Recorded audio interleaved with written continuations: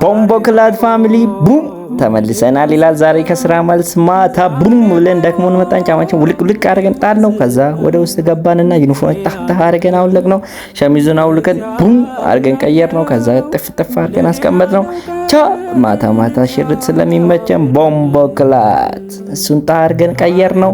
ከዛ ዩኒፎርማችን አንስተን ቡም አድርገን አስቀመጥ ነው። ከዛ ተመልሰን ተኛ ሲለን ተው ተነስና እራት ስራ አልኩኝ። ተረሳው። እግራችን ቡም አድርገን ውሃውን ደፋ ነው።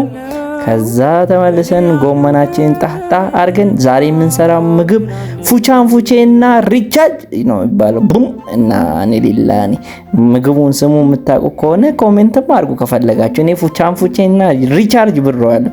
እና ሽንኩርታችን ጣጣ አድርገን ድንቻችን ልጥልጥ አድርገን ከዛ ድንቹን ደግሞ መፈቅፈቅ ስላለብን ቡም ተደረገ። ከዛ አለቀ ድንቹ።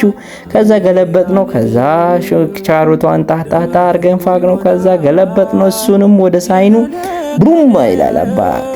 ከዛ ሊጣችንን ቡም አድርገን አቦካ ነው። ከዛ በትናንሹ መቆራረጥ ስላለበት ጣ አደረግነው። ጨረስነው። እሱን እንቁላላችን ቡም አድርገን ሰባበር ነው። ከዛ ምስ መደረግ አለበት። አመስ ነው እንጂ ገለባበጥ ነው የሚባለው። ከዛ ጎመናችን ላይ ጣ አድርገን ሽንኩርቱ ጨመር ነው። ጎመኑ እየበሰለ ነው። ቡም አድርገን የቆራረጥናትን ጣ አድርገን ጨመርንበት። እሷ ቡም ብላ እንደዚህ በስማም ቤቱ ሙሉ ነው የታወደ በሽታው። ይሄ ምንድነው የሚባለው? ሪቻርጅ። ከዛ ፉቻችንን እንሰራለን። ቡም ይሄኛው ጣ አድርገን ዘይቱን ጠቅ አድርገን ከዛ ስቶቫችን ጣ አድርገን እንትኑ እንዳይቃጠልብን ጣ አድርገን አስተካከል ነው።